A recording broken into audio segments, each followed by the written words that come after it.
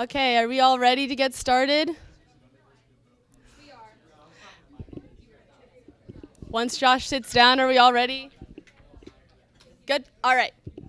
So, I'd like to introduce our special programming speaker, Felika Asantine Bryant from the Native American Educational and Cultural Center. The NAECC has been open for the past 15 years with the goal of creating a safe space for Native American, Alaska Native, and Native Hawaiian students, alumni, faculty, and staff, and they represent 70 tribal nations from across the U.S. So thank you so much for being here.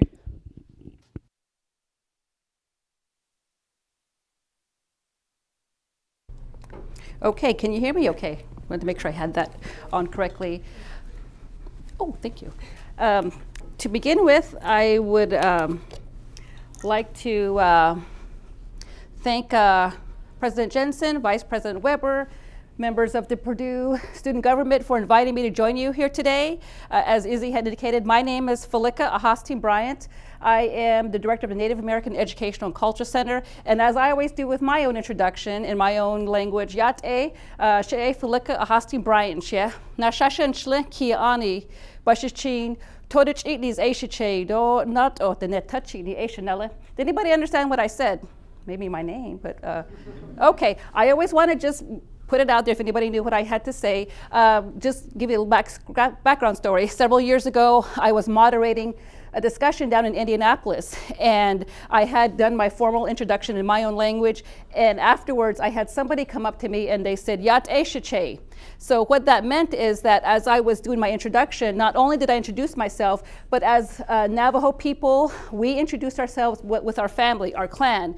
My clan, I am from the Bear Enemy clan, and I am born for the Towering House people. As we are a matrilineal clan society, therefore I always introduce my maternal clans first. I went a step further and introduced my paternal clans. My maternal grandfathers are from the Bitterwater people, and my paternal grandfathers are from the Tobacco people. So when this individual came up and said Yat Eshiche, they were basically telling me that they are my maternal grandfathers. So in return, I did my greeting, Yat Eshiche. Even though I had never met this person, we are both from the Navajo Nation, and that just kind of shows how important that we continue to honor our clan and our people. So therefore, that was a good way for me to meet a long-lost relative. And so that's how we tend to find one another. But more importantly, it shows us how we still maintain our connection to our people, our family, and our tribal nation. So with that, as I begin my presentation, I always like to do a formal acknowledgement from the land which we stand upon. Long before Indiana was established as a state, long before Purdue was built, this was the original homeland of indigenous caretakers such as the Potawatomi, the Lenape, the Shawnee, and the Delaware. And we also acknowledge that we're additional tribal nations that called Indiana home, the Peoria, the Piankashaw, a number of other tribes. However, due to forced removal, many of those tribes were relocated outside of the state. However, these four tribes are the ones that continue to maintain a strong connection to Indiana, and as a result, we always want to acknowledge them because they were the ones that kept the land, took care of the land long before people were here. And many Native American philosophy goes back to 7 generations, meaning that they're not here to take care of the land for themselves, they're taking care of it for their grandchildren. So there's always that connection and land stewardship. So for all of you here as Purdue leaders, I want you to do this as a challenge, to think about where your homeland is at. And think about the indigenous people that occupy that space, and how is their presence still being felt? Is that through landmarks? Is it through maybe some park or something of that nature? But also, it really is a lesson to see how the people are still being remembered and how their presence is still being felt. So even though I am from New Mexico, born and raised on a Navajo reservation, that is where my homeland is at, I do want to acknowledge, again, the indigenous people that took care of the land long before we were here, and also they continue to maintain that stewardship. So as Izzy had indicated, we are here with over 70 tribal nations across Purdue. This includes our alumni, our students, our faculty and staff. And each year we take this census. We find out who were the students that were here. We find out which tribes are being represented. This was 70. We are still coming through our census with the new incoming freshman class. So more than likely we may be anywhere between 70 to 75, because I've met some natives that are not part of our census that we've been taking care of, monitoring. So hopefully we'll be able to increase that. Since I've been here, we've been gradually increasing that. So we started off, I think, with like 20. So you can see how much we've evolved. But more importantly, you know, we tend to find out where our native students are coming from, what tribes they represent, and they also are here to, just like you, to obtain an education. But many of our students are coming here to study about a topic that's relevant to their tribal community, and they want to take that knowledge back and implement it. So I'll give you a little bit example here in just a bit.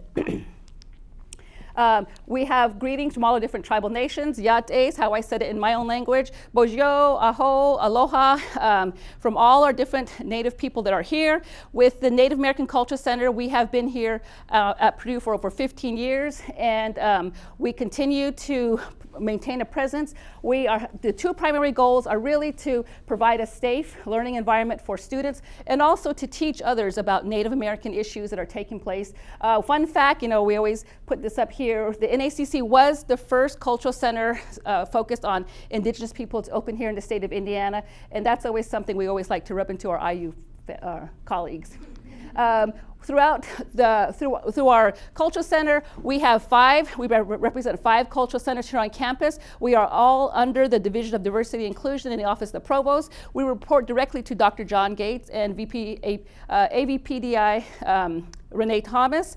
We collectively work on programs throughout the year. If you had a chance to come out at the beginning of the year, we hosted Express Fest in the first week of the semester, and that was a collaborative effort from the NACC, the Asian Resource and Cultural Center, as well as the Latino Cultural Center. So throughout the year, we do a lot of collective programming, and then the other major initiative we have is to support the Equity Task Force.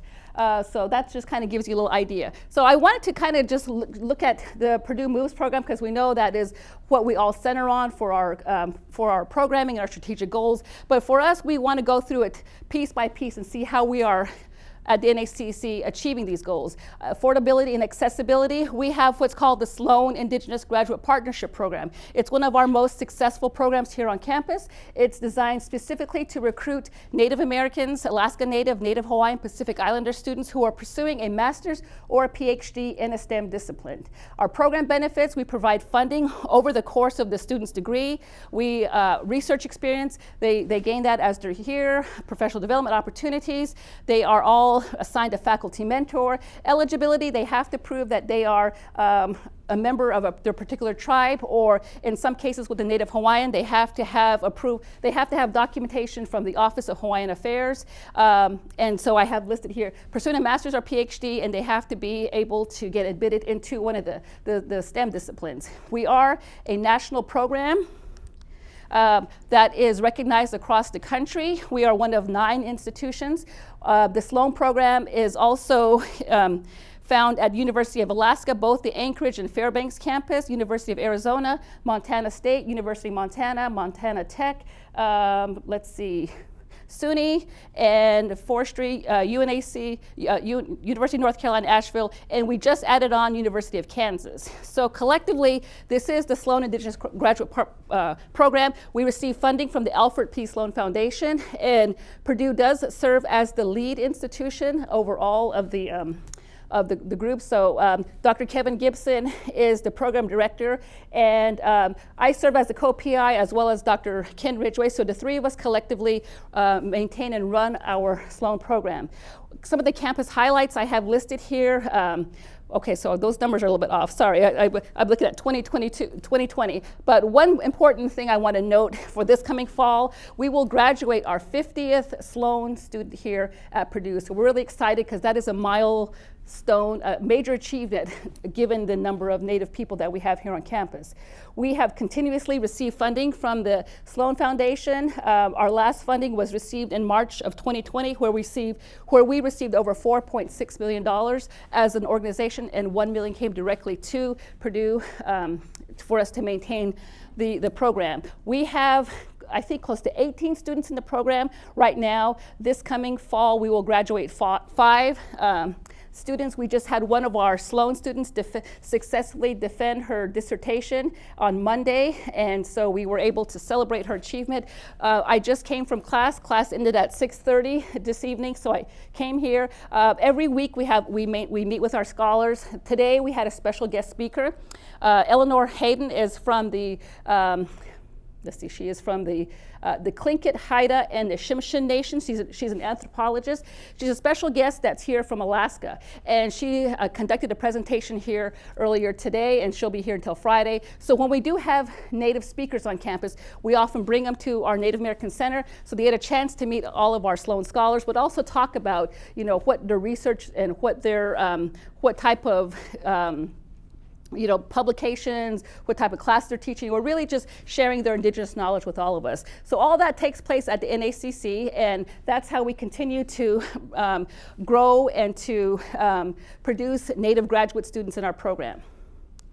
The second Purdue Moves connection, looking at our NACC connection is through our online program, and we all understand that as we went through COVID, everything moved to a virtual environment, so we were able to share a lot of our cultural programs with the entire campus, but also our programs went far and wide. We had people coming in from Arizona, California, Hawaii, all over the place when we were hosting different programs. So here we had the picture you see. Michelle she is a beater from the Ojibwe Nation up in Wisconsin, and we hosted a virtual beading workshop. So basically people were able to sign in, and we were able to send out packets to them, and they were able to join us. So it was wonderful to be able to share that type of those type of resources, and not only were we able to make a tangible product, but a lot of our participants were able to gain a better understanding of Indigenous people. So we achieved our goals in teaching others about Native people, and of course everybody saw these screens with all these different, everybody joining in for different meetings and so forth. But it was exciting to be able to share a lot of our programs online and be able to expand our audience, and we still do maintain some of our programs in a virtual environment. With our Sloan program, we also have what's called the Indigenous Women's Talking Circle, and that's more so for mentorship and fellowship of our Indigenous women. And we hosted a workshop 2 weeks ago, same fashion. We had sent out packets to everybody, and this is where we were able to expand and include some students who were joining us from outside of Indiana. Looking through STEM education, again, I'm talking about our Sloan program, but through this perspective, a lot of our Sloan scholars who are now out there, who've got their degree and now are working in the real world, they are now faculty at institutions across the United States. We also have students, Purdue, Sloan alumni, who are faculty at tribal colleges and universities. So here are a couple of some of our faculty. Kenzie Skillen, Dr. Kenzie Skillen is a faculty in engineering at Texas A&M. Kylie Bemis is faculty at Northeastern University. And lastly, Dr. Rylan Chong all these students were here as Purdue graduate students, received their successfully defended their dissertation, and are now faculty. Dr. Chong is faculty at the University of Shamadan University in Hawaii. And what's interesting, now that our faculty are now out there in the real world teaching, they are now helping us to recruit our next cohort of students. So Dr. Chong here from Hawaii, we have one of his students that is our first time Sloan student here. So you see that giving back and making sure that as Dr. Chong is meeting with students, he identifies those that he knows that have potential and who are willing to go out and travel. So we now have Darian as one of our newer students coming from Hawaii. coming from Hawaii, it's always interesting because they have not experienced their first winter. So as if you're born and raised here in the Midwest, you know how cold it gets. And so when they're getting ready for their first winter, we usually have a group of students go out and actually go shopping with them for a jacket, because their form of a jacket is kind of something like a small blazer because it doesn't get very cold there. But we'll see how far our scholars get in terms of shopping for warm clothes. As we move forward, world-changing research. Again, I come back to the Sloan program just because it's been such a successful program within the NACC. And here are some of our Sloan scholars. And what is very remarkable about them, again, is that they are here to study about topics that will improve their indigenous communities. They're here to take that knowledge back with them.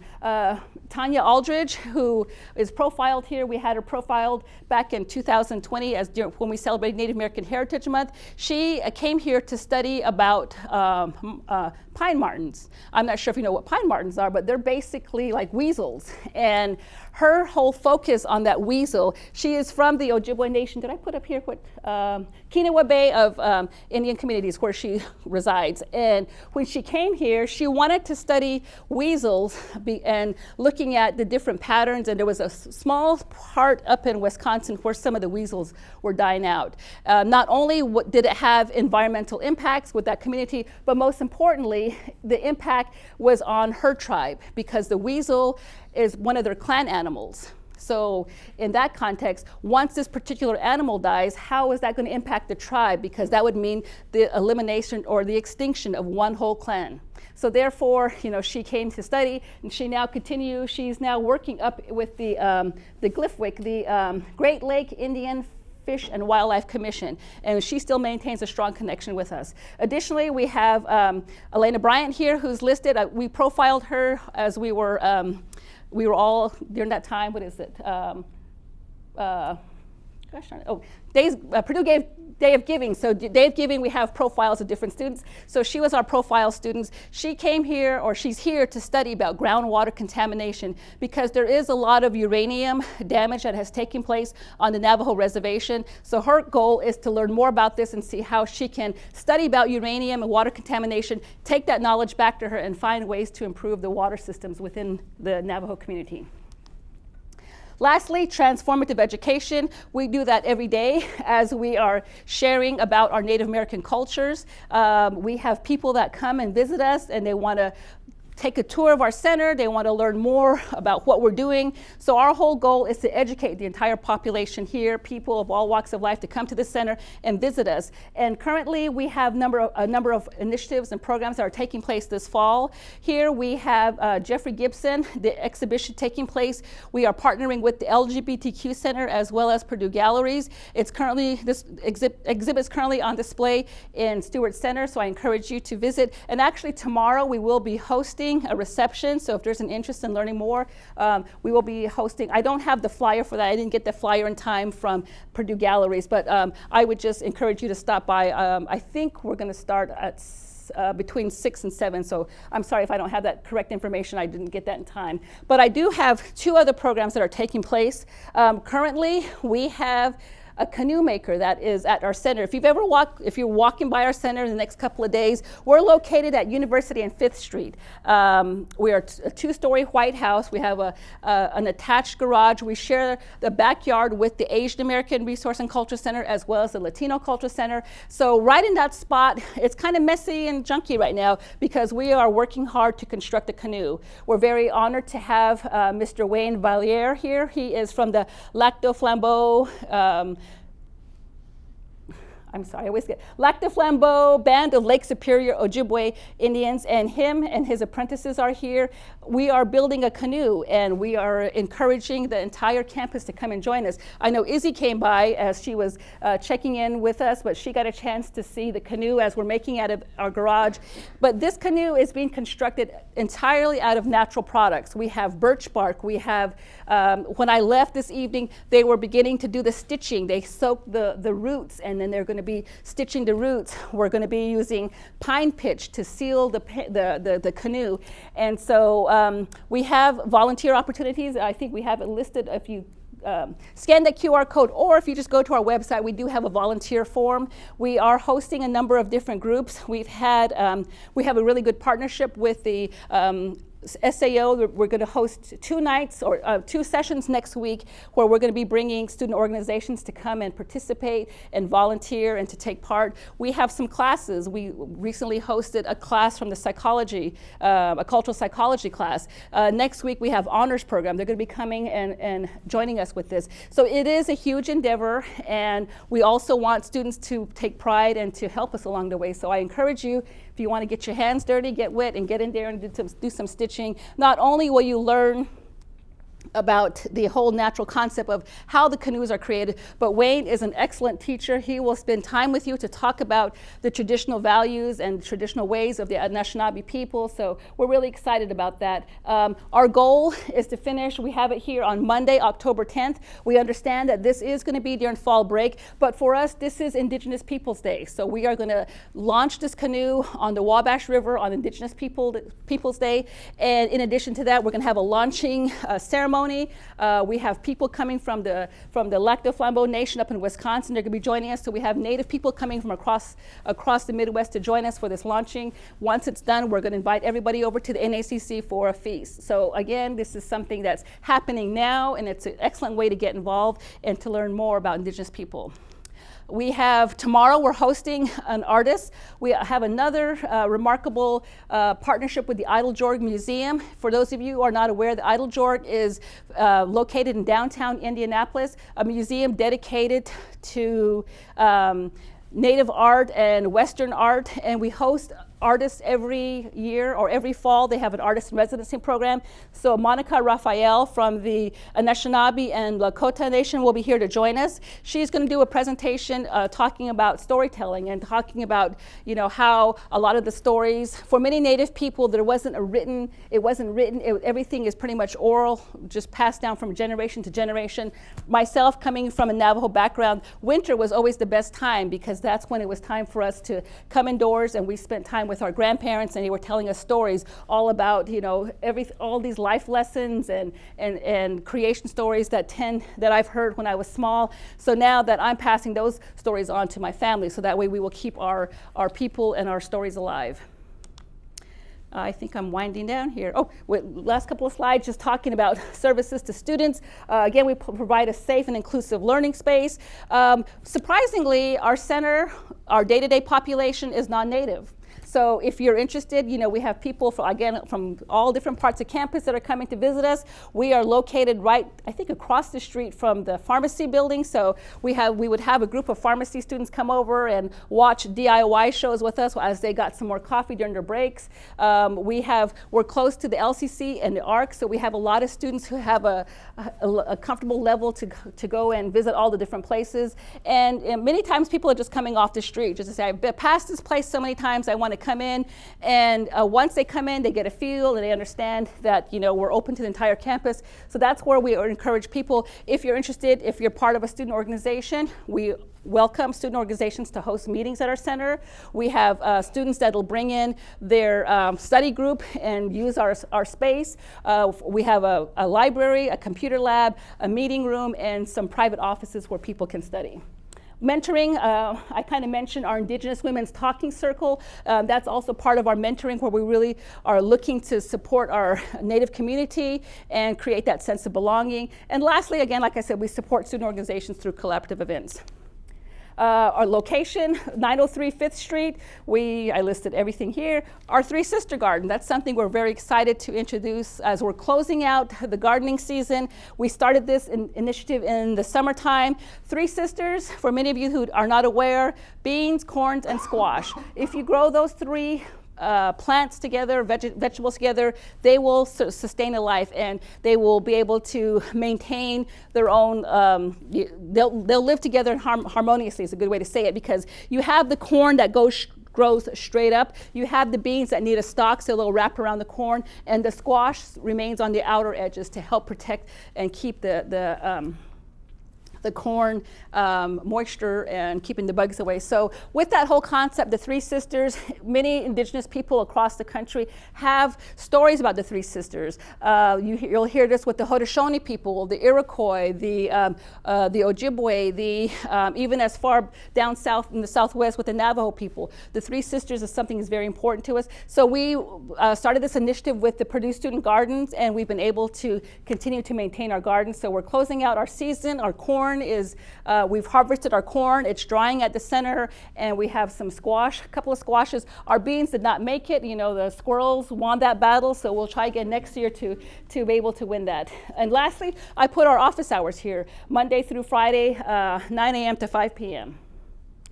And that's it. So this is, if you want to follow us on social media, we have our information listed here. I serve as a director. We have our graduate assistant, Buster Landon, as well as one of our student workers, Wyatt. The three of us are there to provide services to the students. We're currently looking to hire a new staff member who will be our administrative support. And I think that's it. Our website's listed there and our email address. But again, I really thank you for taking the time to allow me to come and speak with you and to learn more about the NACC and how we're helping to indigenize Purdue. And with that, I welcome your questions.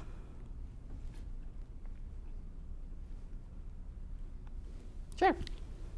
Hi, my name's Shai. I was wondering, like, what kind of initiatives do you have to, like, really engage students and bring more students in on campus, like, who may not know a lot about, you know, what the Native American Education and Cultural Center does? So are we talking about recruitment initiatives, or are we talking about just overall retention initiatives? In general, expanding it so that, like, everyone on campus knows about your events and, like, what's going on. Is it just social media, or are there other ways you're contacting students? Oh, yeah, good question. We work directly with Dr. John Gates in the Office of Diversity, Inclusion, and Belonging. So with that, as you learn more about all the cultural centers, that's the same initiative we have, is just really funneling that information through our main office, the Office of Provost. We work with partnerships with SAO, so they help us to expand our messages. We work with Mel Groover's office, I can't think of, it used to be CLD, Center for Leadership Development.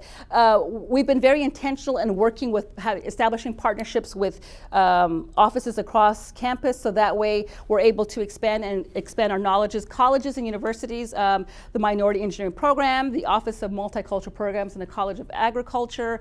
So really we've been working with all these different organizations to help expand our services and to let people know collaborative programs. If there are events that are coming up, and we know, for instance, when we were inviting this speaker was coming in from Alaska, they immediately reached out to us from the department. Her visit is being sponsored by the Department of Anthropology. So they reached out to us immediately, so that way we could make that connection. So that way we're able to expand it through our networks as well as through the Department of Anthropology. So collaborative work is very important to us, and we also do a lot of community work. I do hold a lot of different positions across the state, so that's how we're able to expand our work. If you ask about across the country, even within the state of Indiana, the Purdue NACC is very highly ranked, given the programs that we produce. Our Sloan program is recognized nationally, and we also have partnerships with the Eiteljorg I mentioned. I serve as a board member on the Eiteljorg Museum, off the board of directors and advisors, and I also have a leadership position with what's called the Indiana Native American Commission, Native American Indiana Affairs Commission. So basically, it is appointed by the governor's office. I've been serving as a commissioner for the past 5 years, and so with that position, I'm able to connect with people across the state and to continue to raise the awareness of what we have going on here at Purdue.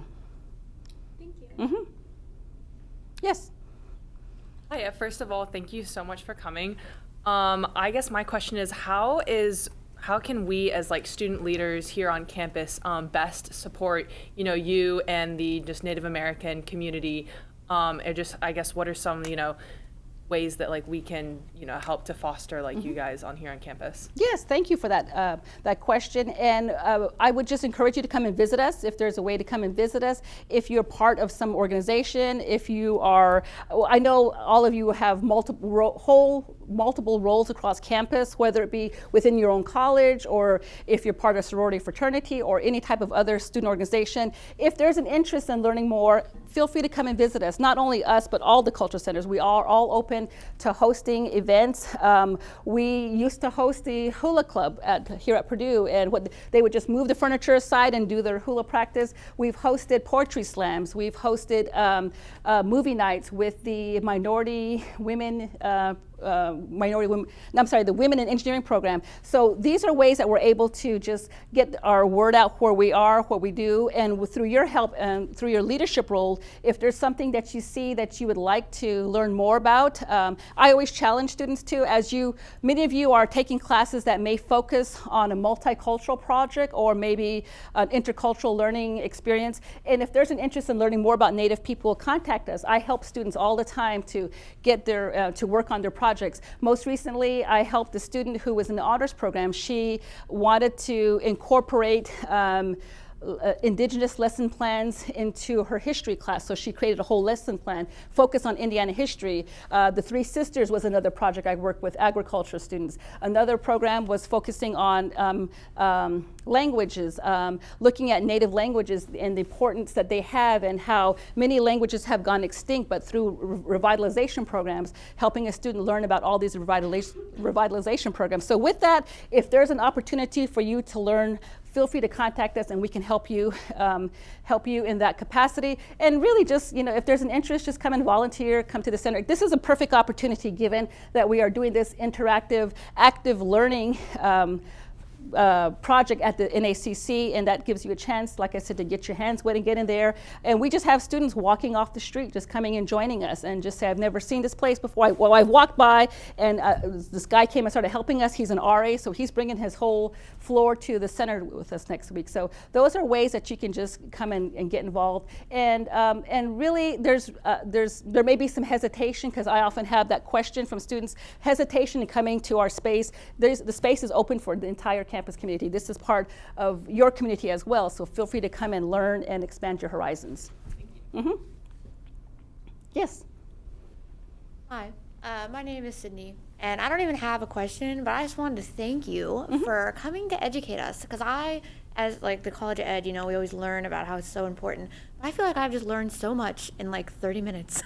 So thank you. Oh, good. Okay. Well, Thank you so much. yes, thank you. I appreciate that. And throughout my lesson my lesson presentations and everything, I often just provide some basic information. And if there's one thing you would need to learn about Native people is that we are very diverse within our own class of people. We have over 574 federally recognized tribal nations across the country. And if you think about that, I'm speaking from only one tribal perspective, but think about that. The best way to help you envision is 574 individual nations within the United States. We, as federally recognized tribes, we all have our own government structure. We all have our own laws that apply within our community. And so that alone is just mind-blowing, because I could spend more time. I did this lecture 2 days ago for another class, but that's something that we always want people to understand, is the diversity we have within the Native community, but also that look Latino, and look at the Black community, the Asian community. We're not just one group, but there's so much more to learn. And so with that, I would encourage you to expand your horizons. Okay. No other questions? Well, thank you again, and feel free to contact me if you have any questions. My email is up here. Well, if you go to that email, I'm still answering the email address, but it'll eventually come to me. But yeah, feel free to stop by and visit us. And thank you again for your leadership.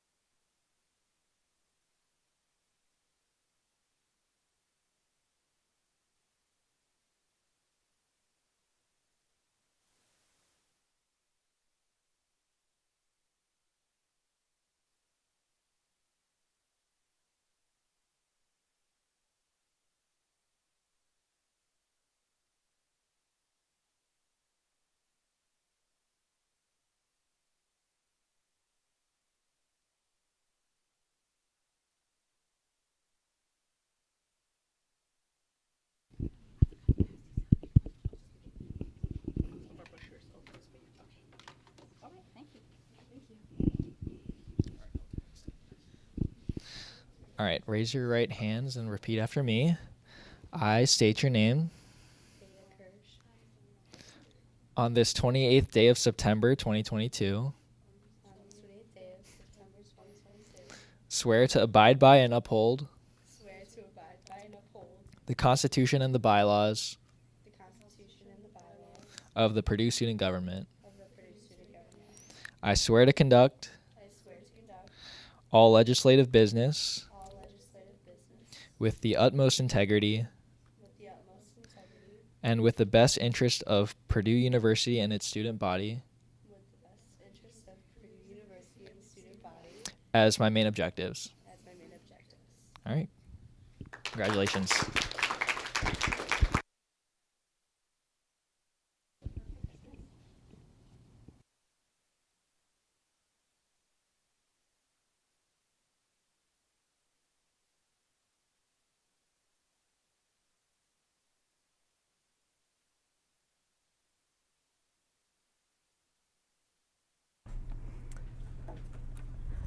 Okay. Hello and welcome all. At 7:46 p.m., I will now call this meeting to order. Okay. I will now call this meeting to order. If you are a visitor, please stand and state your name and your reason for being here.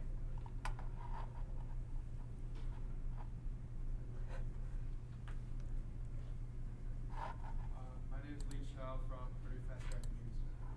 My name is Sam from the Purdue Exponent. All right, perfect.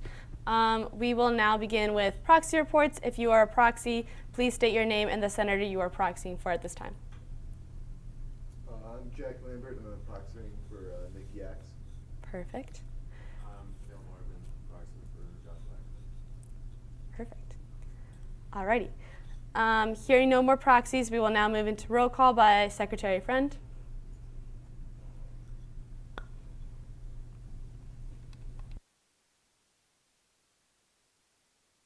Ferguson. Here. Here. Senator Hampton. Here. Senator Terrell. Here. Senator Scudder. Senator Mann. Here. Senator Brown. Here. Senator Kirkendall. Here. Senator Zhang. Senator Wheeler. Here. Senator Dodona. Here. Senator Bottini. Here.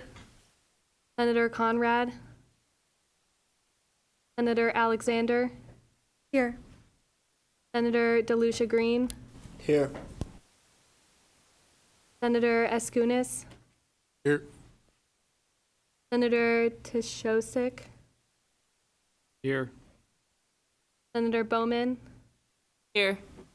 Senator de Guzman.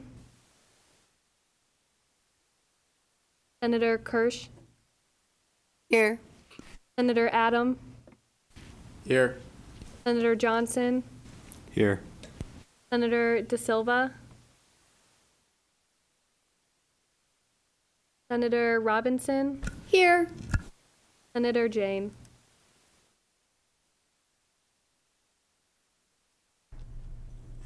Okay, we will now move into our land acknowledgement. Purdue student government acknowledges the traditional homelands of the indigenous people, which Purdue University is built upon.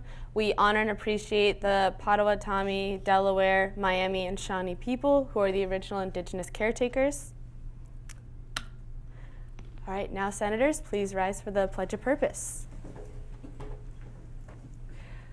Okay. Our purpose is to be...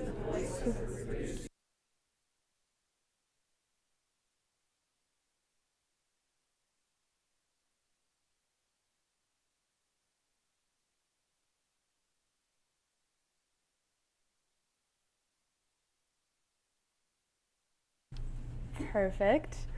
The minutes for the last meeting were distributed to all via SharePoint. Are there any corrections to the minutes at this time?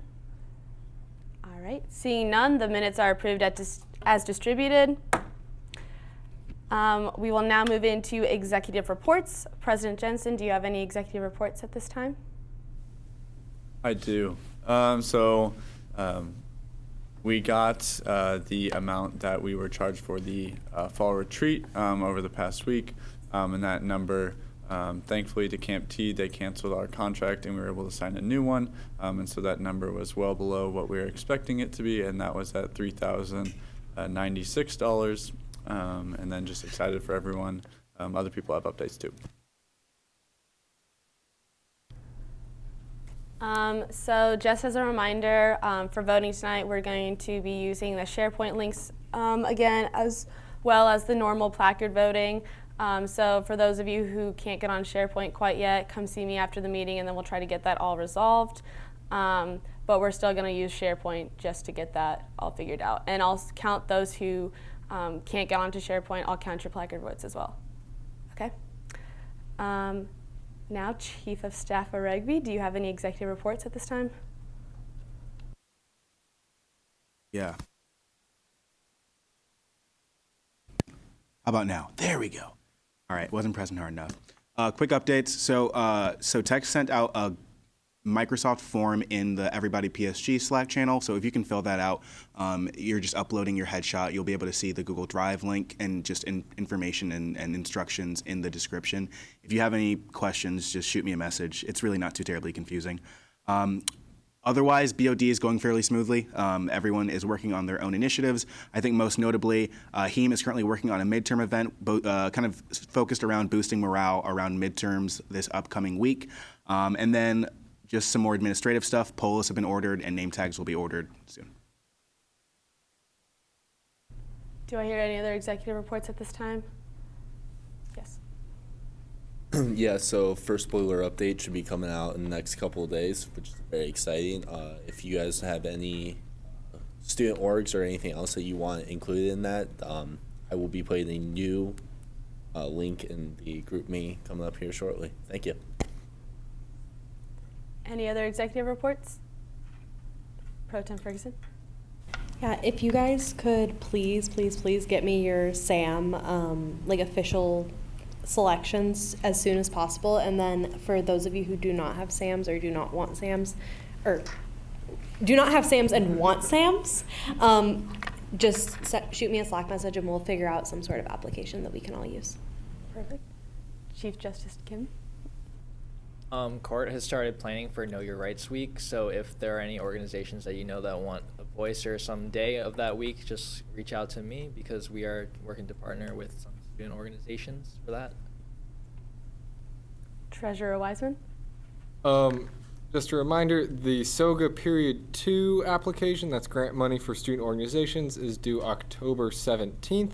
If any orgs come from your college looking for funds, that's a great resource for them.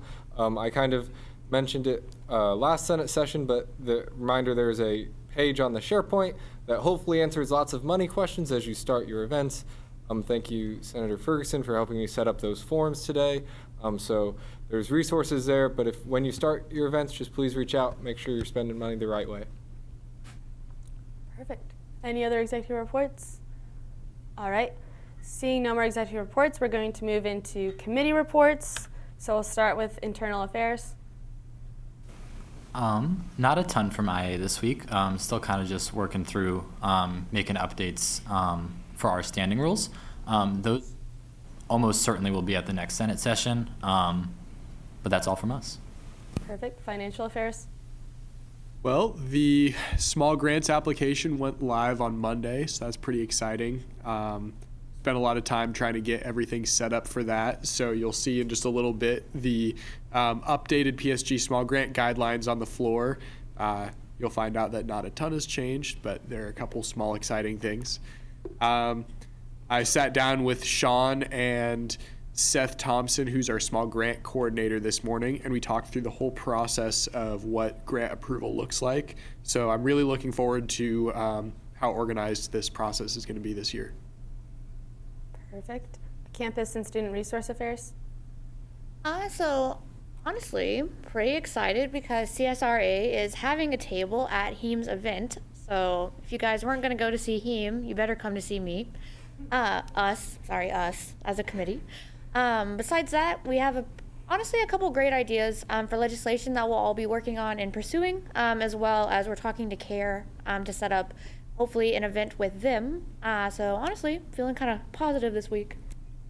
Great. All right. Does anyone have the University of Academic Affairs updates? I know Ayana's not here. Yes. I do. I can take those for you. Yeah, so we're wishing her good luck on an exam tonight. But for our last couple meetings, we had a really exciting meeting with Jeffrey Elliott, who is the head of advisors. So that gave us some really good information about new software coming out. There's the My Purdue plan right now, and we're looking at some new software to kind of overtake that for students, making class scheduling a little easier, making advisor meetings a little bit easier for everyone. So that was super exciting. We're also still looking into the tabling event to kind of get some questions for the new president of the school that it will be for next semester, maybe having some sort of podcast with him. So we're still developing that kind of that event, and we're excited about that. Yeah, sounds great. Ad hoc committee reports. Yes, Pro Tem Dodonna. Yeah, so SAFER has our big consent tea party event next Thursday in Kroc Lobby from 6 to 8. We're going to be having a lot of tea, a lot of pastries, and talking a lot about consent. A bunch of different organizations on campus are participating and having booths, including our own Pride Ad Hoc is contributing. So if you're interested in either coming or being involved, please reach out. It's going to be a cool event. Great. Are there any other ad hoc reports? Yes. Yeah, speaking of the Pride Ad Hoc Committee, we will be having the first regularly scheduled meeting next week to hopefully elect a committee chair. Great. Yes.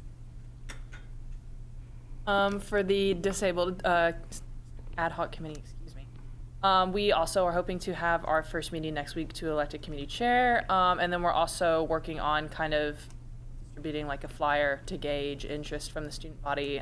So again, if you or somebody you know is interested in joining the committee, please reach out to me either on Slack or by email or whatever.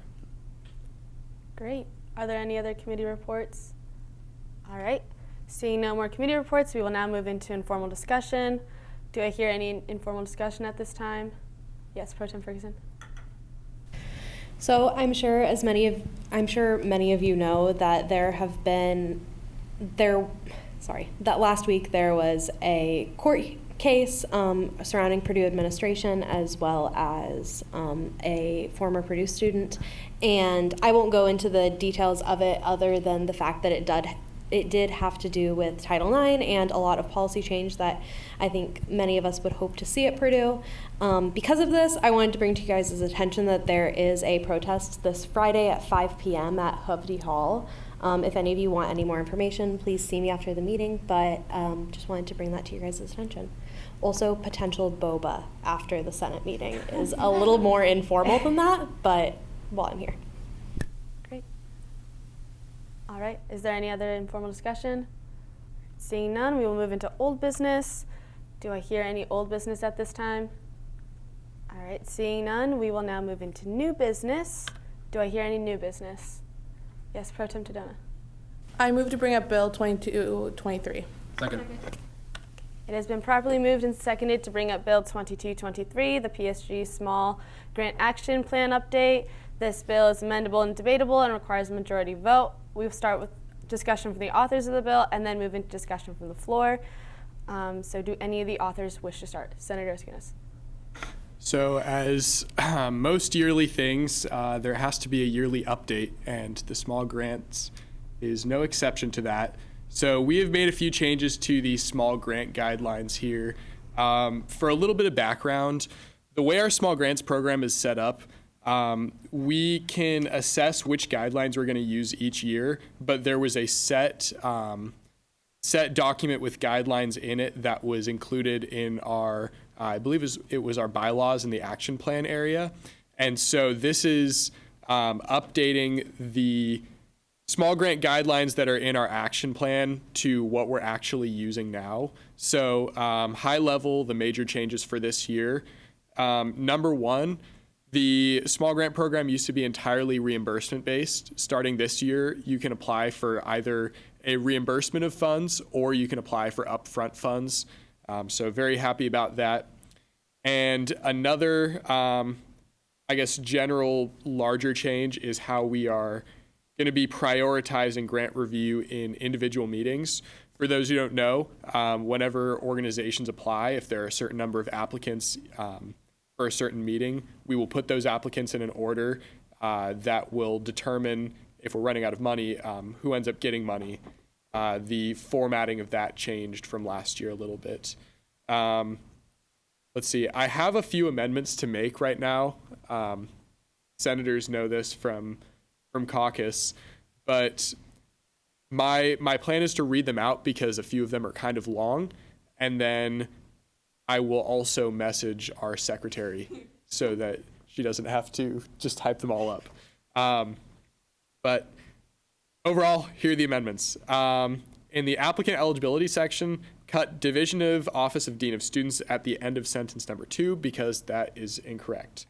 In the guidelines section, number 6, change the final sentence to begin purchases made after the day.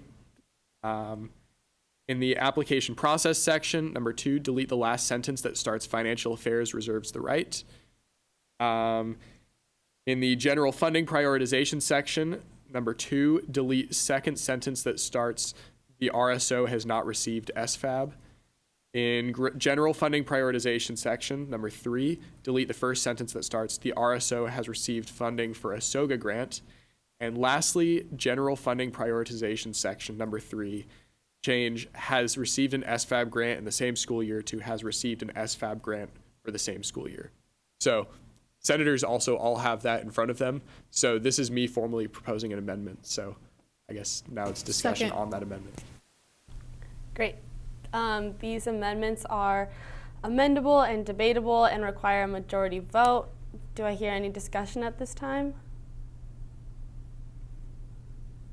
No? Okay. Seeing none, we can move to a vote on the amendments, the proposed amendments for Bill 2223. All those in favor, please raise your name placards. Okay. All of those opposed?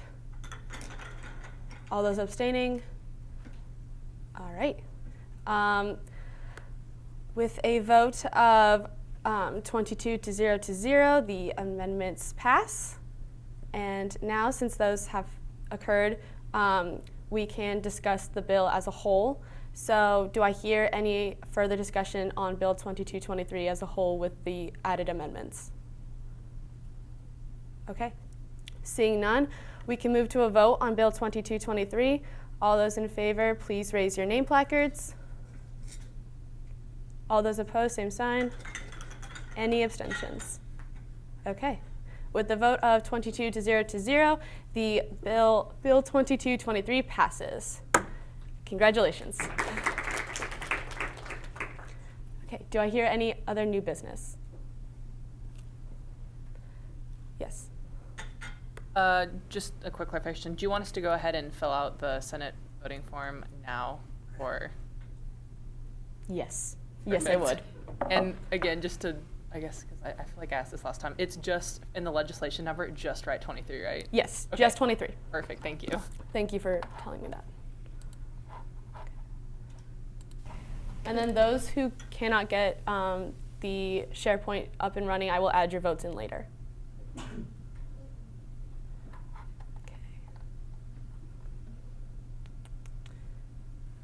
Okay. Is there anyone having technical difficulties? Okay. I can add other people's votes in later because I have the attendance as well. So we can go back to the matter at hand. Okay, so now do I hear any other new business? Yes, Senator Terrell? I motion to bring up Resolution 2224. Second. Okay, it has been properly moved and seconded to bring up Bill 2224, the Senate goals for the 2022 to 2023 academic year. This bill is amendable and debatable and requires a majority vote. We will start with discussion from the authors of the bill and then move into discussion from the floor. Is there any discussion, or who would like to start, I guess? Pro Tem Tadona. Yeah, so as we sort of talked about in caucus, there is a part of our bylaws that require us to submit an agenda of our priorities for the year to the student body. And so after having conversations with both the committee chairs as well as doing the check-in meetings with individual senators, Pro Tem Ferguson and I sort of took all those conversations and all those sort of goals for the year and made them into a larger document of Senate goals for the year. They're all listed there. They cover a wide range of topics from sustainability to diversity, equity, and inclusion, academic and mental well-being, campus life, finances, internal development, and they sort of give us a really good roadmap for how to move forward with legislation and initiatives and events to sort of achieve those goals for the year. Okay. Is there any other discussion at this time? Okay.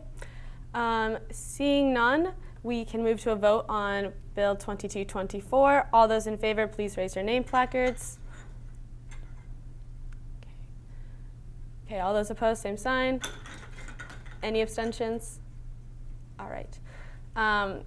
With a vote of 22 to 0 to 0, Bill 2224 passes, but we will make that official by putting it into SharePoint. So everyone go and do that, please.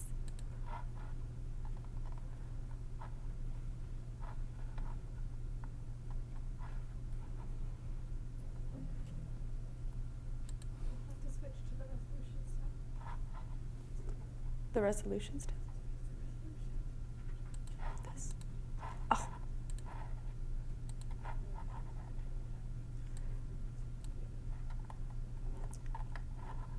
We'll have to fix this later. So we'll just move on for the time being, and then we will get everything updated later. Okay. So at the time, do I hear any new business? Yes, Senator Terrell. I motion to bring up Bill 2225. Second. It has been properly moved and seconded to bring up Bill 2225, a bill in support of a combined engagement and programming committee for the academic year 2022 to 2023. This bill is amendable and debatable and requires a majority vote. We will start with discussion from the authors of the bill and then move into discussion from the floor. So do any of the authors wish to speak? President Jensen. Yeah, so this conversation kind of happened over the summer when we were debating, okay, what committees should we have this year? What committees do we want to focus on? How many people do we want in each committee? And so during those conversations, this conversation of combining programming and engagement came into that. And so really this is how it used to be. And so we wanted to see if this was valuable to our organization and to the members with a sense of ownership that they were doing everything and that they were contributing. We didn't want any lulls of work. We wanted the workload to be relatively the same throughout the course of the semester and that sense of ownership through our members to continue. And then we also see them overlap a little, and Abidemi will talk on that as well. So I actually got the BOD spreadsheet from last year pulled up, and just going through some of the events, it's very clear to see that engagement and programming were working hand in hand on a lot of different initiatives. It just kind of felt like for example, programming is in January working on their hot chocolate tabling, which essentially is also an engagement activity. So we just kind of noticed throughout the past year, in my experience, that they tend to work hand in hand. There was a lot of collaboration between the two committees last year, and it just made a lot more sense to pool the resources this year, and whether or not that's people or whether or not that's actual funding and capital. We just thought that it made the most sense to really just make sure that we put the two together. That way they can work towards the same goal at the same time, and really just accomplish both of those together. Additionally, just going through the bylaws as well, you can see that a lot of their responsibilities overlap. So when it comes to providing support for event planning, that's very obviously an engagement thing. However, it also is listed as one of the duties for programming. So we can see that there's a significant overlap between the two, and it just made a lot of sense to combine them. And I'm really looking forward to see how that shapes out for this year. And like Andrew said, or like President Jensen said, we can reevaluate at the end of the semester. And if we do decide that we want to separate the two committees again, that's obviously something that we can put on the table once more. Do I hear any discussion at this time? Oh, President Jensen? Yeah, I'll also say something again that Josh mentioned in caucus. This is not a bill that's changing our governing documents. So we are not officially combining the engagement and programming committee within the bylaws and within the Constitution. This is just a bill in support of it. And so like Chief of Staff Oregby said at the end of the semester, we'll have a larger conversation on if we do want to combine them or if we do want to separate them. Any other discussion at this time? Senator Terrell? I'm just curious, so please don't take this like any weird kind of way, but I guess what is the thought behind combining them now to see how it works, to possibly separate them again, versus seeing how they run separately this semester to see if they have overlap to be combined for next semester, if that makes sense. Instead of putting them together to separate them, why aren't we keeping them separate to see after the first semester of this administration if they should be combined or not? I can take that. So, really interesting. Can y'all hear me all right? All right. We'll try it again. So one thing that's pretty interesting is that we actually saw a pretty significant return rate in those two committees. So I've worked with the EDs and a lot of the directors, and I understand how they function. So in a sense, we already kind of had a year of seeing how they work separately, and I saw that they tended to step on each other's toes a little bit, and there was sometimes a lull here with programming, whereas engagement was very active. And I feel like combining the two, this is something that wasn't really necessarily born over the summer, just because we saw that experience through the past year of how the two committees worked separately. So we really wanted to test out how they worked combined. So it's not necessarily like we just decided to do this now. We've kind of seen it work out for the past year as well. Senator Terrell. Always got to come with the follow-up. And just to specify, you don't think that a lot of the overlap was due to the amount of outreach events that were being pushed through BOD, and more so just the committees themselves, regardless of like the goal of BOD being, hella activities or not, you still think that they're gonna, you still think that they're gonna overlap as much? Again, I really just want to see how it works when there are combined, just because, again, back to the combined resources, whether that's people, whether that's money, we see that there has been significant overlap in the past. And again, if we decide that it doesn't really work out too well at the end of the semester, we can always go back. But I remain fairly confident that they're going to perform a lot better together versus separately. Just some of the ideas that we've already had come out of engagement, or I guess out of the committee that would be engagement/programming, they've been amazing so far, and they definitely are able to take on the role of programming. So I don't necessarily see the need for having that as a completely separate committee yet. Does that make sense? Fantastic.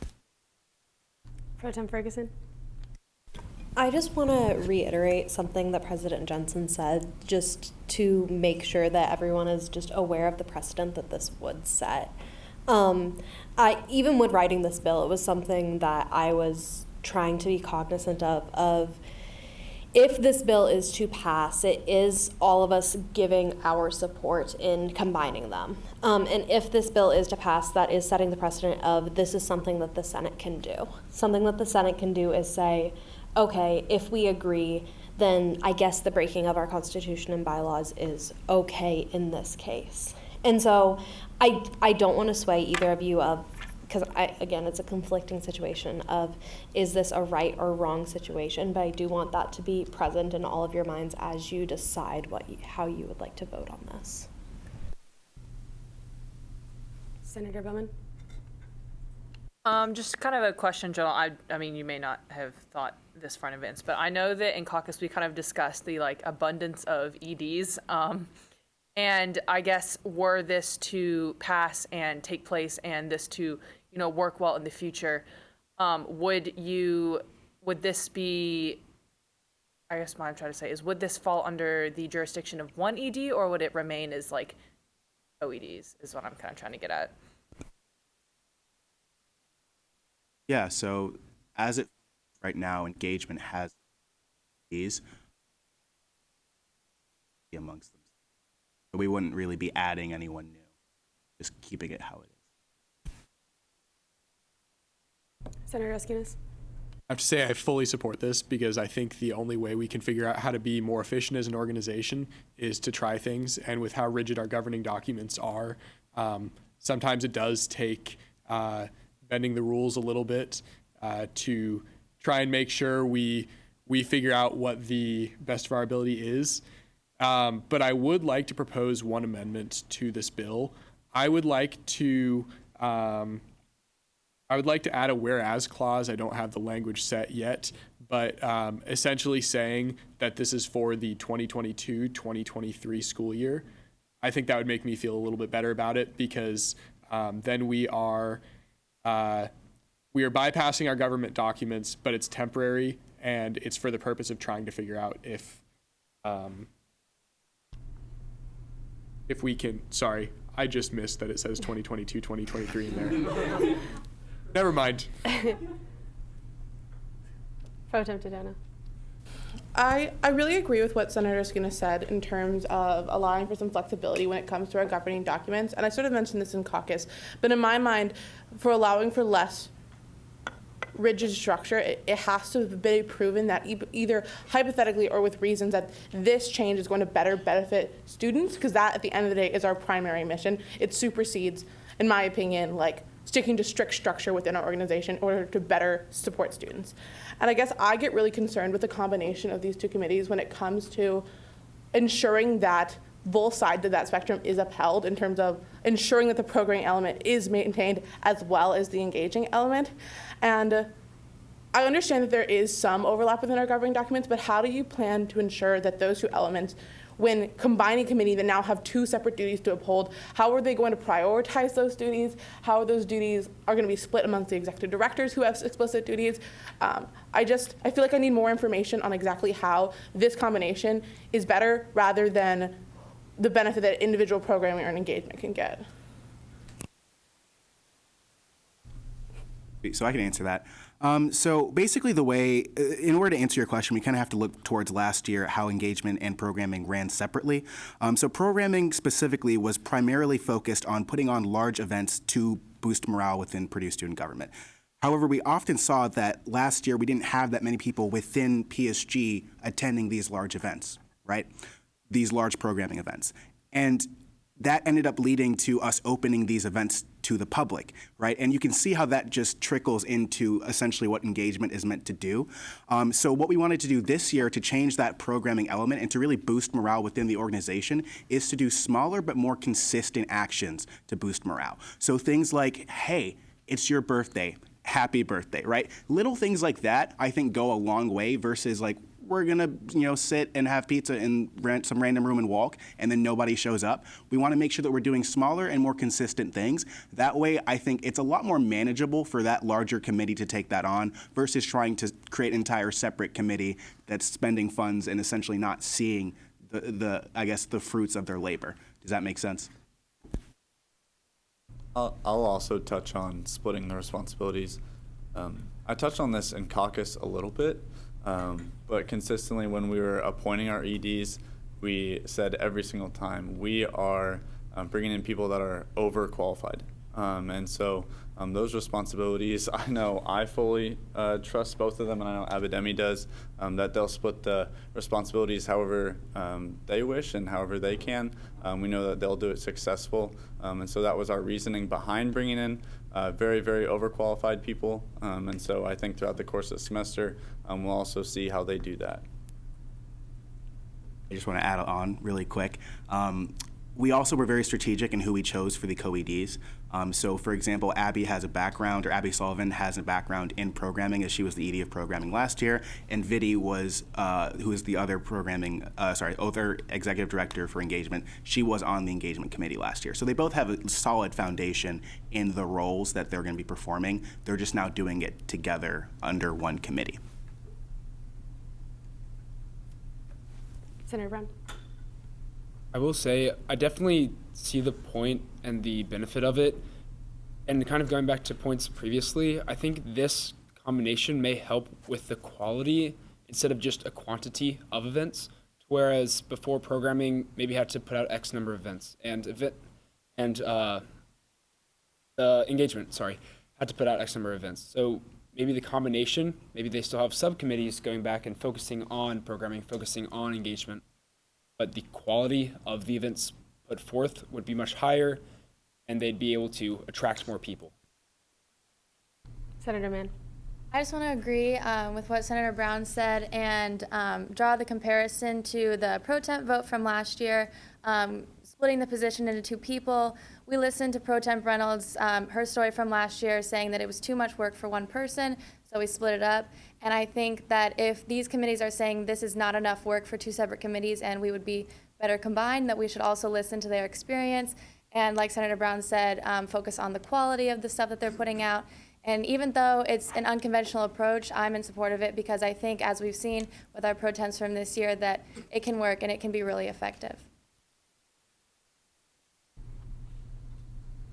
Senator Bowman. Yeah, I guess just to kind of like one last comment to kind of finally echo everything. I feel like just in general, like as senators, obviously our duty is to, the student body. And I think that, obviously in doing something like this does set like a precedent. It does, it is something to think about, I guess, in terms of like the governing documents and whatnot. But I also think that, you can never really figure out if something's, going to work best or not until we try it. And obviously, like we've all mentioned, this isn't something permanent. So, if it doesn't work and it goes down horribly, like there's obviously we can just split it back up again. But I feel like kind of in the best interest of like the student body and running this as efficiently as possible. And from what, we've heard Chief of Staff say and, the EDs say, that I think this would be a good kind of, I guess, investment on our part to make. Senator Mariani. I know a concern this year, as well as an initiative that our organization would like to follow up on, is addressing the gap between PSG members, especially those members between branches. And do you think that combining a committee that's meant to dedicate their work towards morale within our organization, do you think it would be a step backwards from achieving that goal? No, I don't. Like I mentioned earlier, I last year, my biggest issue with programming was the fact that their events often felt like they fell through. Just comes down to the types of events that we're putting on. I think it's totally reasonable to maybe spend less money and do things more consistently and more regularly in order to boost morale within the organization and build that connection between Senate and BOD. Additionally, I want to just mention that that's something that falls on all of us. It's not something that just falls on these two executive directors or the 10 members of the committee. That is something that we're all responsible for within this organization. So I don't think that making this decision is going to hurt that in any way. Thank you. Pro Tem Tadana. So in terms of making a change and then evaluating at the end of the semester whether this change is good or bad, what are the sort of metrics that you all are going to use in terms of evaluating whether this was a success or not a success? Honestly, that's a pretty good question. I think throughout the semester we can kind of see what metrics we have. Going into this, I don't think we have any specific metrics, whether that be we had this many people at events outside of the org, or we had this many people at the events inside of the org. And so I think just a general consensus, I think throughout the semester we can come up with some metrics, and if you guys want to be involved in that, we'd be happy to do so. And then at the end of the semester, implement those metrics as well. Yeah, for me, it's mainly going to fall into feedback. So doing like a semesterly review, trying to gauge how the EDs feel towards the end of the semester. Are you feeling overwhelmed? Are you feeling overworked? Do you feel like you're not doing enough? Just kind of getting their feedback is going to be how I end up making that decision, that judgment call for myself. And then hopefully being able to bring that to y'all as a report or something like that towards the end of the semester. Senator Mariani. I think there's a lot of valid points looking at how last year's these committees functioned. I do think I'm a little bit hesitant to base it solely off of that, or even not solely, but largely off of that, because I do think, and I might be wrong about this.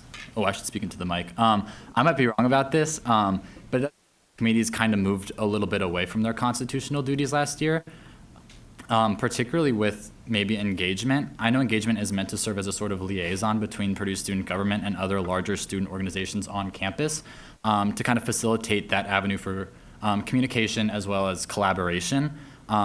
And I think that is a role that does warrant its own committee in particular. I know last year there was also talk about maybe adding a cabinet member that's specific to that role, about focusing on collaboration between big groups. I know that didn't end up happening last year, but do you have a plan to make sure that that specific goal is well addressed this year? Yeah, so great question. I really brought up.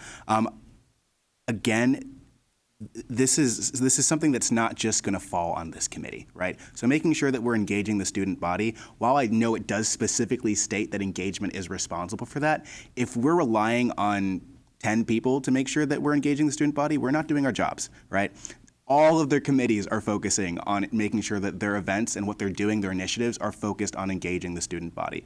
So I don't necessarily see that as something that we're going to lose this year. I can totally see what you mean by maybe we lost sight of that last year. However, we are refocusing on that and making it a bigger deal, not just within the engagement committee, but as a whole. So I think because of that, we do now have that flexibility within that committee specifically to ask them to take on the role of programming and building connections within our organization.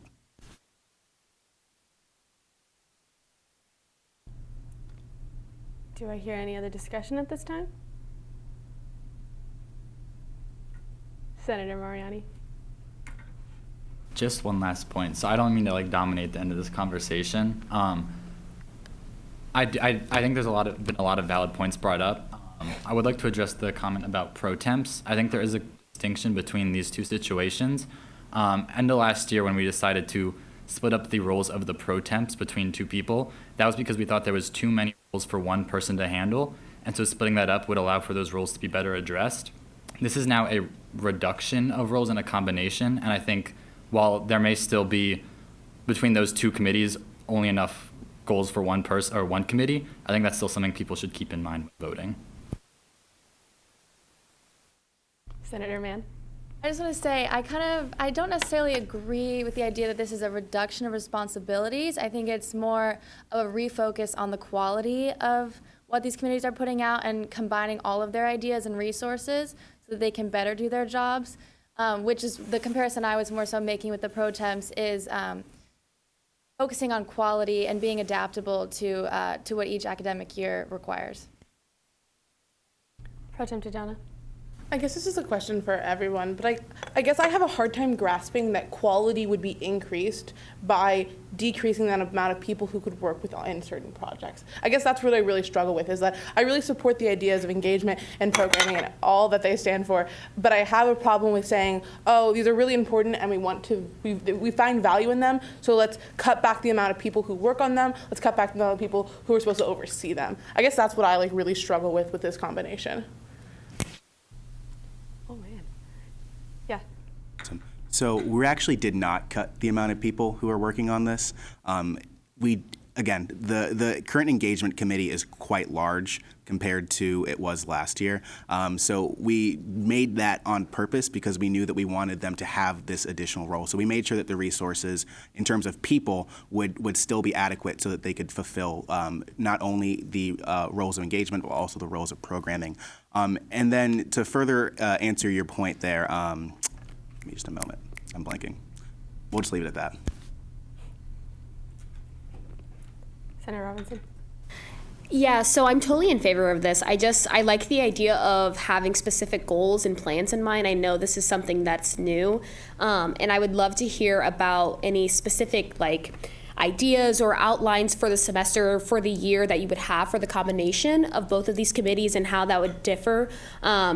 if they were individual committees. I guess that's kind of what I want to know. I asked Andrew this, and he said he didn't have an answer, and that's fine. Just something to think about to kind of consolidate some of the concerns that people have. President Jensen. Yeah, Chief Staff for Rugby's pulling those ideas up.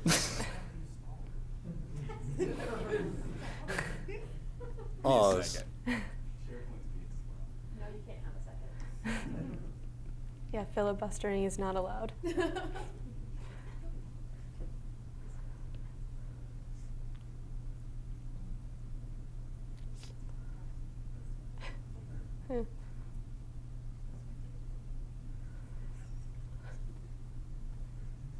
So for whatever reason, Safari doesn't want to load. So we're going to switch to Google Chrome.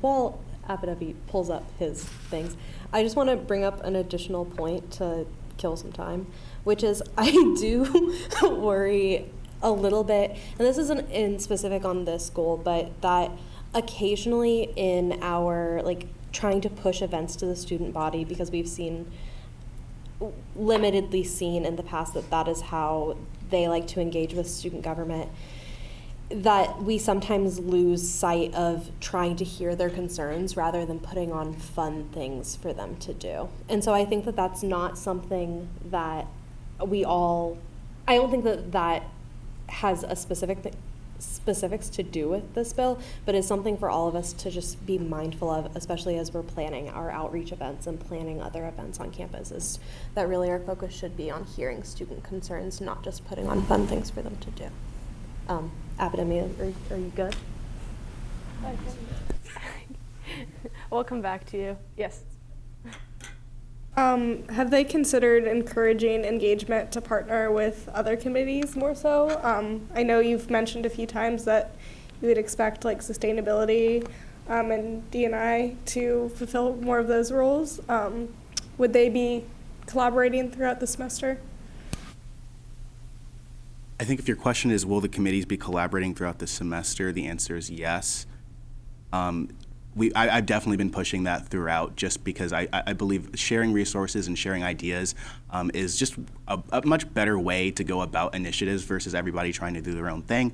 And then one example of that would actually be a town hall that we're in the works of trying to create. And that's got, I want to say, 3 or 4 of the committees already trying to get involved in that. For example, I think engagement is trying to focus on how we advertise that to the student body, and then GR is focusing on how we moderate an open forum discussion. And I just think that that's just an example of how we're trying to facilitate collaboration. And thank you all for bearing with me while I figured out how SharePoint would load on my laptop. So here's just a couple different examples of what we're working on in terms of doing that engagement/programming combination. So right now, engagement is working on trying to create a PSG prom. So that's obviously, you can kind of see how that would facilitate community within our organization, but we're also trying to partner with student councils and get that outside PSG perspective and to kind of build that communication and facilitation there. So that's just one example of something that we're trying to do. Additionally, they're working on trying to do a tailgate that would potentially have lawn games and just have opportunities for the student body to get engaged and learn more about what Purdue student government has to offer, while also providing a fun opportunity for people within our organization to get to see each other in a maybe less formal setting. Hopefully those two examples provide a little bit of an insight into what the combination would look like. Senator Mariani? Just out of curiosity, but how many people are in the combined committee as it stands? Say around 12. I don't have the number off the top of my head, but I want to say around 12. Do I hear any other discussion at this time? Okay.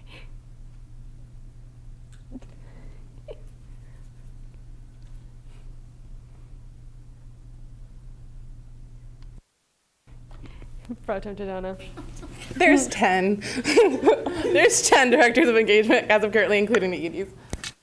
Awesome. So we actually, so you're totally correct. 10 is the number there. So with that, I think it's important to recognize the size of the other committees. Most committees are between about 4 to 5 directors, so you can see that we doubled the size in order to accommodate for that extra role. So just comparing it, just the number raw might not make a whole lot of sense, but if you contextualize it within the size of the other committees, it makes a bit more sense. Pro Tem Tadona. I'm not sure how accurate this is, but I do think it is important to talk about sort of the decrease of personage. I don't believe that it's necessarily like untrue, and I'm not sure exactly how many members were active in this, but from my count from last year, there were 20 people working on engagement and programming, reducing that to about 10. I'm sure that's not 100% accurate, but there is a decrease in the amount of people, at least according to official rosters. So that's just something to note for everyone.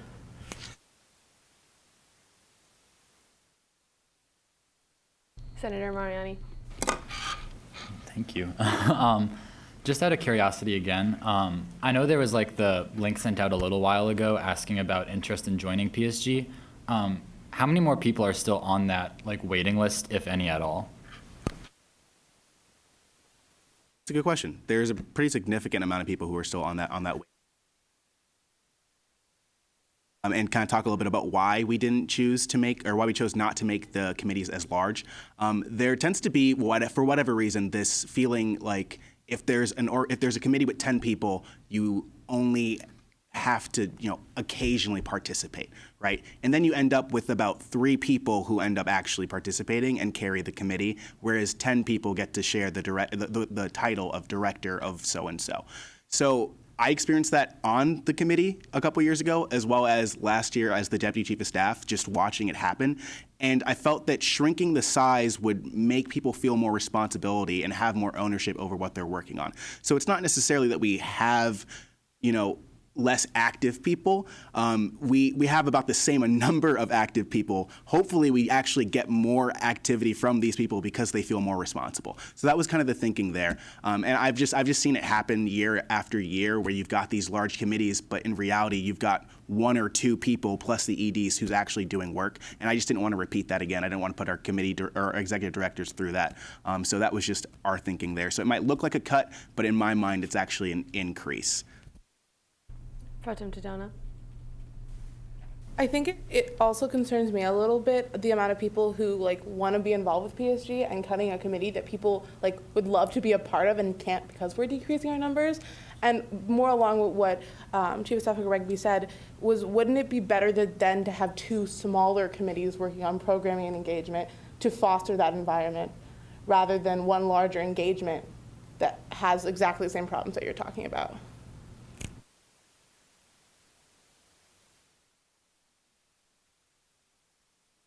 I really love the back and forth. This is a lot of fun for me. Absolutely, you caught me there, right?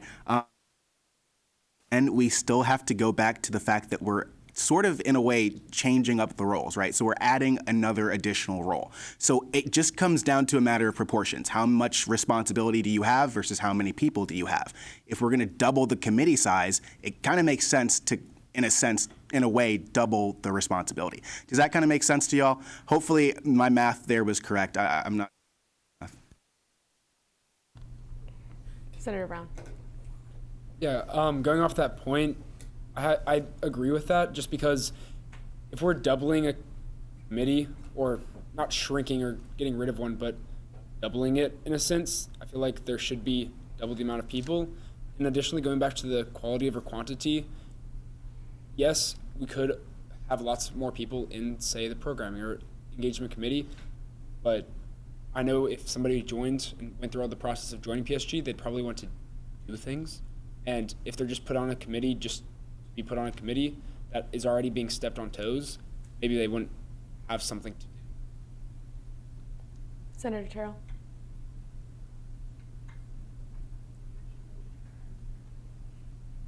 Can you come back to me after Senator Mann? Senator Mann. I was just gonna say that I understand and I hear all the concerns and I think it's just difficult if we go through all the what ifs because truly we don't really know what's gonna happen. But I think the point of this bill is that the people who have been working in these committees have been doing it one way for a while, and they think that trying something new might make things more efficient. And I think we should be open to hearing them and just trying it. And if it doesn't go well, then we can always go back to the way that things were. Senator Terrell. Due to us exceeding the 30-minute discussion, I would like to make a move to close debate. Point of.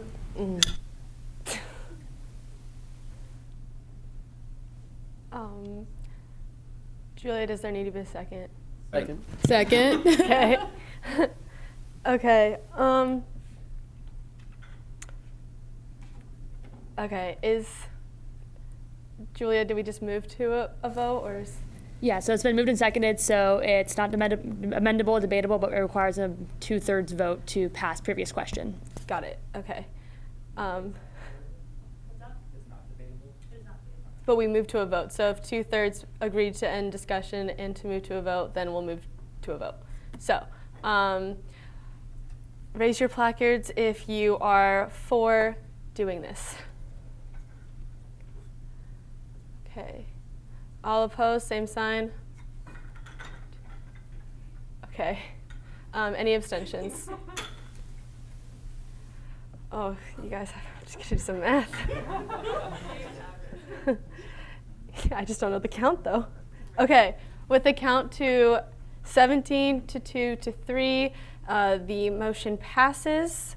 So we will move to a vote on Bill 2225. All right, so all those in favor, please raise your name placards. Okay. All those opposed, same sign. Any abstentions? Okay. Sorry, I'm just going to note your names down.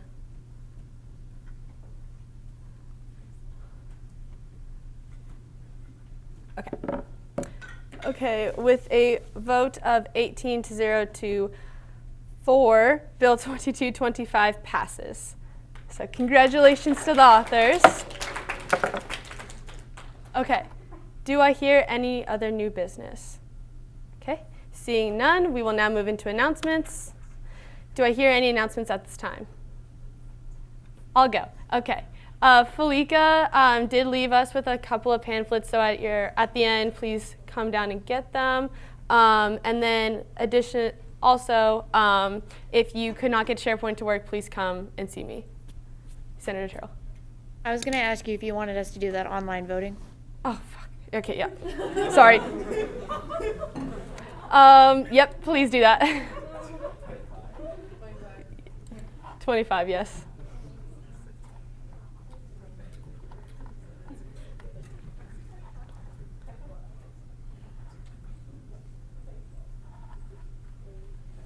Okay, perfect. And then we'll continue while some people are getting their last minute votes in. Are there any other announcements at this time? Yes. Yeah, I just want to let you guys know that College of Liberal Arts and the CLA Senators are hosting an event next Friday. We're going to be watching Top Gun Maverick and Walk. If you guys want to come, it'll be at 6. There'll be pizza and stuff, so please come by for our event. Thanks. As you all now know, the PSG small grant application is open. So if you are a member of another organization or you know people who are looking for money for campus initiatives, please send them our way. It's money that needs to get spent. So let's get people to apply. Are there any other? Yes. I will eternally advertise the Spoiler Green Initiative. For all home football games, we are doing football recycling, so we are directly diverting recyclables at the game. You get a free t-shirt, free meal, great community service opportunity. Please share it with your orgs. Every other Sunday, we also have campus cleanup. So for 2 hours, meeting at the engineering fountain at 1 o'clock. We're cleaning up campus. Also, great opportunity for community service. Hope to see you there. Check out BGI's social media for more info. Okay, great. Yes. You participate in BGI cleanup that also counts for community service as your Senate duty. So I really, really recommend helping out. It's a really cool initiative. Great. Are there any other announcements? Okay. Seeing none, we're going to move into Senate Snaps. So for all you new senators, Senate Snaps is a way to recognize the hard work of others within PSG. So snaps to everyone for dealing with the SharePoint voting yet again. We're gonna nail it the third time. Third time's a charm, folks. Are there any other Senate Snaps? Yes, Michael. A couple. So first, snaps to everyone that like went against something tonight. It's really good to express your opinion. We are the voice of students. If you think students would, or fellow students, if you think fellow students would say something against it, it's very admirable for you to say something against it. Also, snaps to Senator Josh, who I was walking. Oh, Mariani, sorry. My apologies. I was walking by, and yes, you just say hi to senators as you walk by, but he pulled out a sweet pepper and gave it to me. He's like, hey, you want a sweet pepper? And I was like, yes, I want a sweet pepper. And he gave it to me. It was a wonderful snap. It was incredible. So thank you. Also, snaps for food. I'm a big fan of food during caucus. Thank you. Great. Yes. I have a Senate snap for our wonderful Chief of Staff for dealing with all my questions tonight. I know it's a lot, but I appreciate the discussion. Yes. I'd like to send it snaps to our new senators, especially Senator Kirsch, our new College of Science senator. Yes.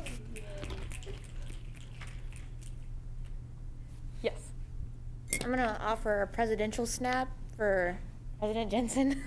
Not only coming to caucus to discuss things, but also to provide clarification on other not this Senate related matter. I just thought it showed a lot of initiative and growth, so props. Great. Senate snaps to everybody who asked me a question tonight. That was a lot of y'all.